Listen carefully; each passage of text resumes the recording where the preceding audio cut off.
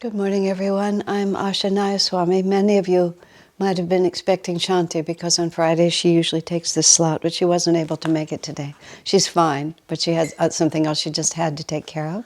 So I have the privilege of replacing her today. I hope you're not disappointed. She will be back. Let's start with a prayer. Heavenly Father, Divine Mother, Friend, Beloved God, Jesus Christ, Babaji Krishna, Lahiri Mahashaya, Swami Sri Yukteswar, Beloved Master Paramahansa Yogananda, Saints of all religions, dearest friend Swami Kriyananda, humbly we bow at thy feet. We are your children, making our way through this world as best we are able. Illuminate the path, whisper in our hearts and minds, take us by the hand as needed, and guide us firmly in thy footsteps to thy holy home of bliss. Om. Peace. Amen.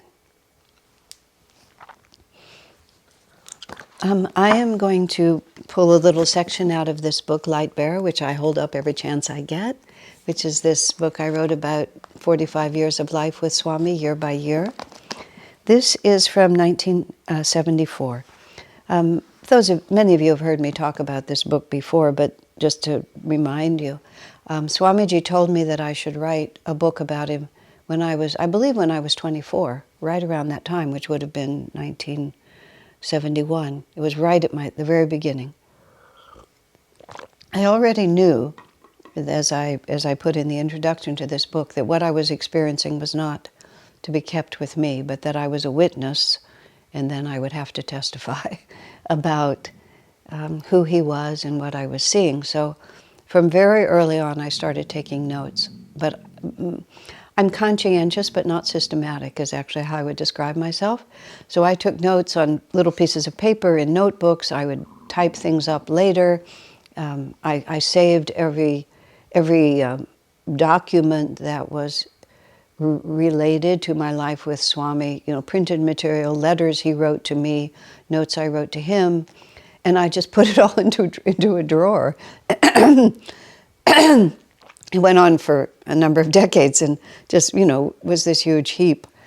When it was finally time, when it was finally made clear to me that I really needed to work on this, which was about 2003, I spent literally a year and a half just going through and copying and reading and sorting and cross-referencing. And I use a computer all the time, but I still can't think clearly if it's only on the screen. I can't flip from file to file and make sense out of things. I'm tactile. I have to have it in my hand. So I made enormous paper files, which my younger friends thought was just ridiculous, but it was the only way I could do it. And I wrote this book from boxes and boxes of paper files. And so I had both chronological and subject files, cross-references with a lot of duplicate. And as I wrote this book over the course of several years, mostly I had to be in seclusion, I would essentially reconstruct every year. And I tried. Yesterday when I was speaking, I realized that I had put into 1994 something that I'm sure happened, was talked about much earlier. And I had thought that I'd been pretty strictly loyal to chronology because I felt that it would be more interesting for the reader if the ideas and understandings that Swamiji was sharing with me came to the reader sequentially as they'd come to me. With that exception of what I did yesterday, which is an anomaly, I think, in the book, mostly I did things sequentially. So what happens in this particular section of 1974 happened in 1974. And when I was working with all those notes, I have a good memory. Of course, I didn't remember by any means everything that was in those notes, but most of the time when I would read something, it would trigger my memory. And not only would I read it there, but I could remember when it happened. Of course, not always. But there were countless treasures within those files that were not at the top of my mind. And many things I discovered, the magnitude of it was wonderful to me. So what I'm going to work with today, and actually probably for several days, because I don't think it's possible for me to, I mean, it's definitely not possible for me to do this in one session, and whether it's going to take actually 6 sessions or not remains to be seen. In the early years of Ananda, Swami, we had a newsletter which was called The Banyan Tree.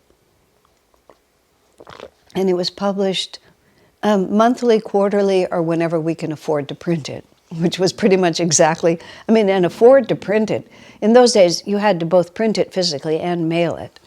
We had our own little ditto machine, is what we used to call them. There you go. It was a Gestetner. It was a little copier machine. You know, Xerox had yet to be invented. So that wasn't expensive, but it was the postage that cost.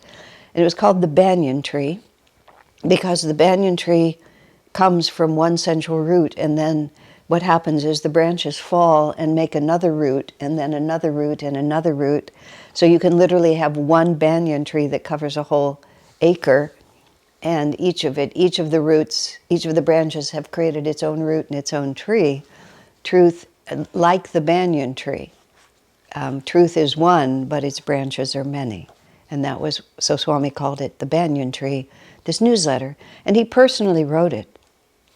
You know, there were a lot of us hanging around Swamiji, but for many years it was really a one-man show because we were all such novices.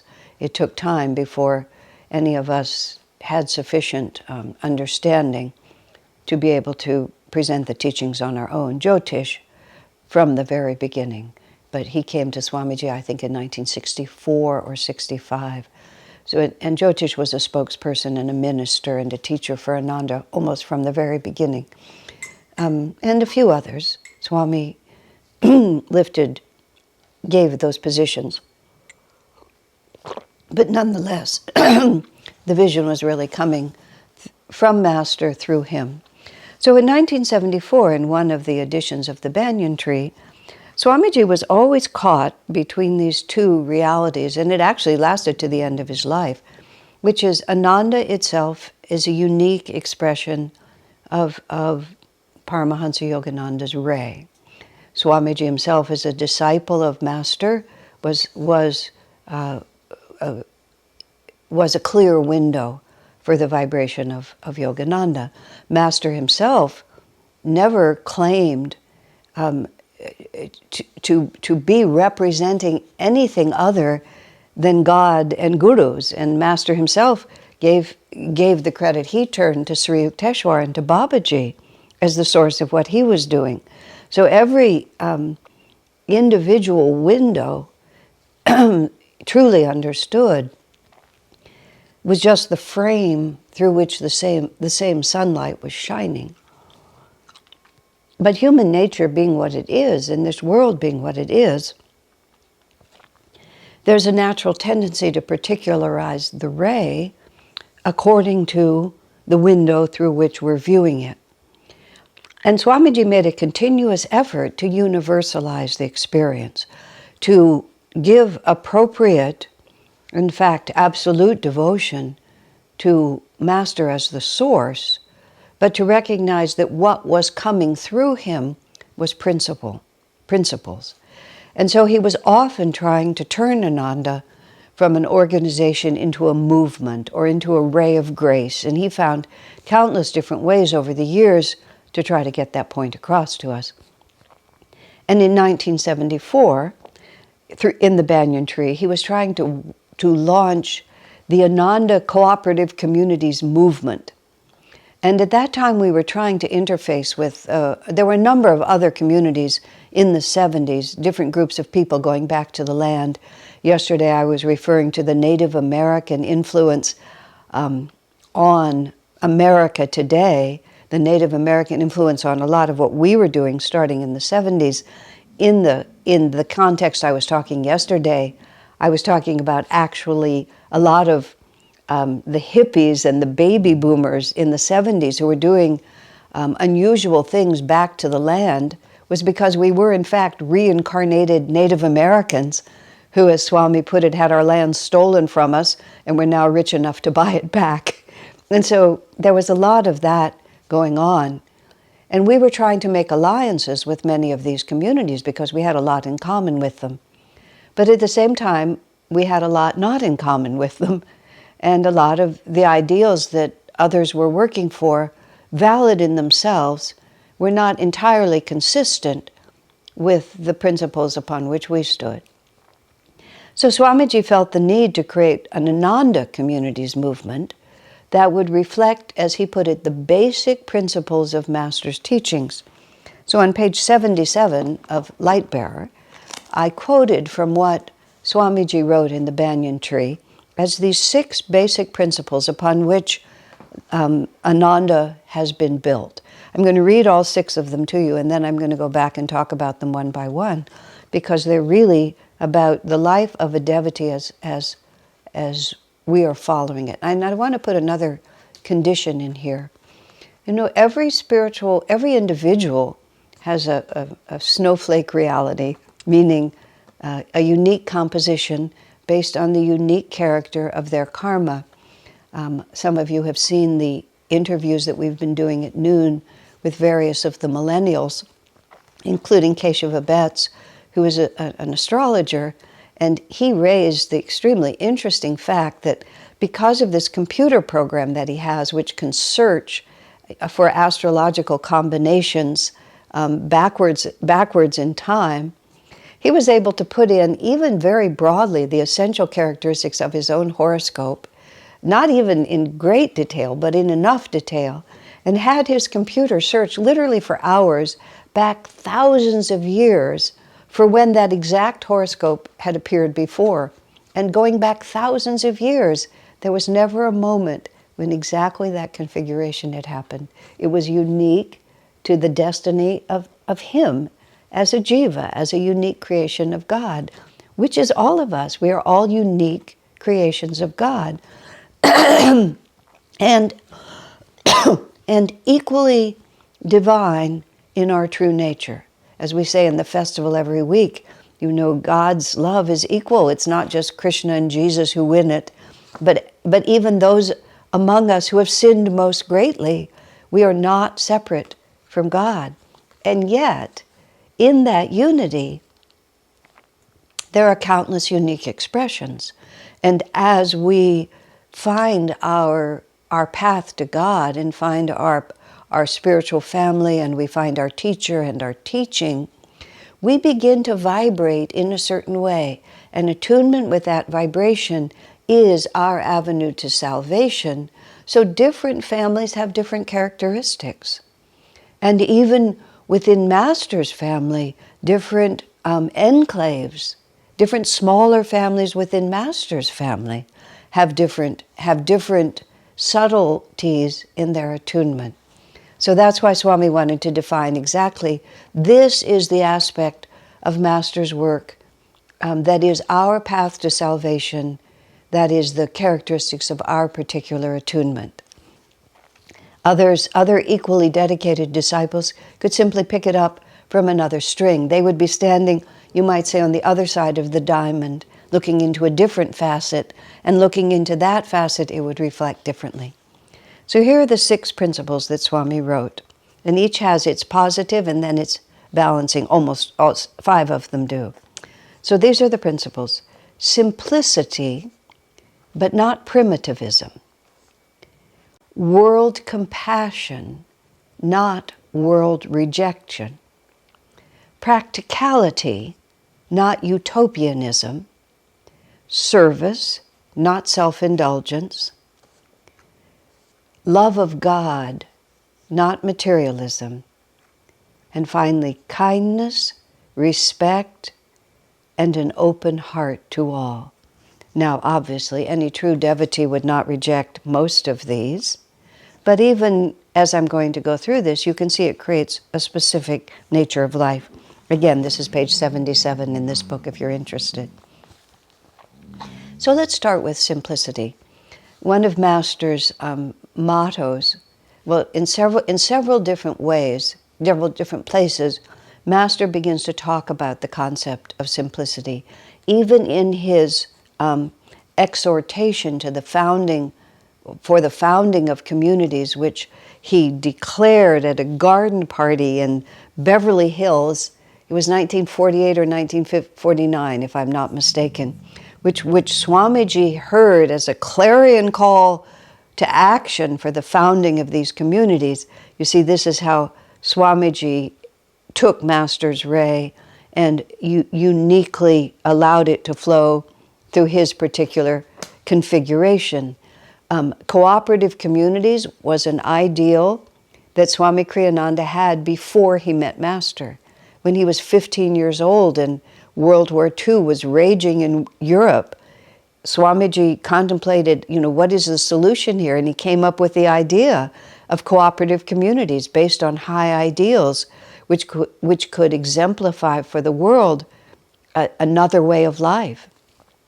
Then when he's 22, he comes to Master. He comes to Master called by God to his guru, and is astonished to find out that Master too advocates these cooperative communities based on high ideals. So when Master issued this clarion call, you must go north, thousands of youths must go north, south, east, and west, covering the world with little colonies, demonstrating that plain living and high thinking results in the greatest happiness. And so he was talking about simplifying our lives, bringing them down to the essentials that are necessary to support divine fulfillment, and extricating ourselves from unnecessary necessities, as Yogananda called them. But Master did not. He recommended simplicity but not primitivism, because also during the 70s and among many spiritual advocates, there's a desire to turn your back on the whole of the modern world, to just repudiate technology, to repudiate just the complexity that this modern world creates. Self-sufficiency with renewable sources of energy, for example, can be an aspect of simplicity, but to repudiate for the sake of repudiation was not what Master suggested. Master also said, for example, that St. Francis of Assisi was his patron saint, and he was deeply inspired by Francis. And Francis's life was more than simple. Francis embraced intense austerity, going without warm clothes in the winter, eating only the food that was donated to them when they went out begging, having no permanent dwelling places, going barefoot in sandals, even in snowy weather. I have stayed at the place called La Verna, where St. Francis went into seclusion, and it was there he received the marks of Christ on his body, the stigmata. I stayed there, I visited there in the month of November, which is not even the deepest part of winter, and it was bone-chillingly cold when I was wrapped up in modern warm clothes. And then I sat in this little cave this stone underground cave where Francis often meditated, and it was, again, bone-chillingly cold. And I was wrapped up for the weather, and I thought, what world transcendence this man had, to be able not only to endure, but to thrive, and to lift his mind totally above the body. Now, Master did not recommend this. Master lived in Los Angeles. He developed a beautiful ashram in Los Angeles. He developed various other places where he also lived. So, and he himself said, Francis was devoted to Lady Poverty. He said, I am devoted to Lady Simplicity. Now, in the 1970s, when I was living in the same community with Swami Kriyananda, the way he lived, and this was confusing for some people there, was bigger than the way most of the rest of us lived, bigger in these senses. I lived in a trailer, which I absolutely loved. A trailer was like travel trailers, what they used to call these very small trailers that you could hook up even to the back of a car and pull somewhere. I mean, those of you who are much younger, I think such things hardly exist. Now there's vans and converted vans, and the VW camper van was the first sort of its type that the hippies all adapted. But these little travel trailers, it was, I don't know how many feet long, but I had a place where I could sit to meditate, and this was sequentially from the back, a place that was wide enough for me to sit to meditate, a place where I had a narrow single bed, a place where I had a four-burner, a two-burner, a butane burner, like a camping stove, not quite. There was a small sink, although I didn't have running water. I just had a sink so that I could pour water down the drain and it would go out a pipe. Then I had a small table where I could sit. So that was the entire length of my trailer. The width was slightly wider than the extension of my arms, and the height was not quite, I couldn't quite raise my arm. So if I wanted to energize, we all developed the habit of energizing like that instead of being able to lift our hand all the way to the top. It was absolutely perfect. I absolutely loved it. I had a wonderful gas heater. I was quite warm in there. I could cook. I could cook like that. No refrigeration, no electricity, kerosene lighting. I absolutely loved it. I like to think I could go back and live that way again. No indoor plumbing, just an outhouse not very far away. There was a standing pipe for water right nearby. I took bucket baths for a decade and never thought anything about it. Hot water, heat, the ability to cook. Those were my bottom lines. But Swamiji had a dome, and that dome was large enough for 30 or 40 people to gather in that dome. It's still the center point of Crystal Hermitage. At that time, it was very primitive. He did not have electricity, but he did have a generator. He had a large space. He had a full kitchen. He had a refrigerator. He could have electricity whenever he wanted it. He had a separate, his dome was divided, living room, sleeping loft, study, full kitchen. He had a car. He traveled. He bought equipment when he needed it, recording equipment, computer to write with, and so on like that, all of which was just totally beyond my means. And some people who didn't understand, thought, that somehow he was taking advantage of the rest of us. But what Swami was doing, that was simple living for him, because what he had was exactly what he needed to carry on his assignment from Master. His assignment from Master was to start a community. He had to have satsangs. He needed to be able to greet guests. He needed to be able to bring the community over and talk to us. He needed to be able to reach beyond the physical bounds of the community by getting in a car and driving to other cities. From time to time, he needed to travel to Europe. He needed to be able to write books. And to write books, when he needed at least an electric typewriter, which he had, and then later got a computer to write with, he needed to be able to work all night, so he had to have a generator to make that work. But there was no luxury in that life. Luxury defined by something you have just to have it, not because you actually need it. Now, you see, that becomes an interesting thing. What do we actually need, and how do we define our needs? I had everything I needed. I had absolutely everything I needed. I had a harmonium, I had a mala, I actually had a standard typewriter, which I needed. Later on, I got electricity and I got an electric typewriter. When I myself advanced to the point where the standard typewriter was a limitation to my ability to express the Dharma that God had given me. So what Swami did is whenever he hit the edge of what was the edge of his needing to be able to express the Dharma that God had given him, he generated the magnetism to expand into whatever that request was. So gradually, Crystal Hermitage, the house he lived in, was expanded.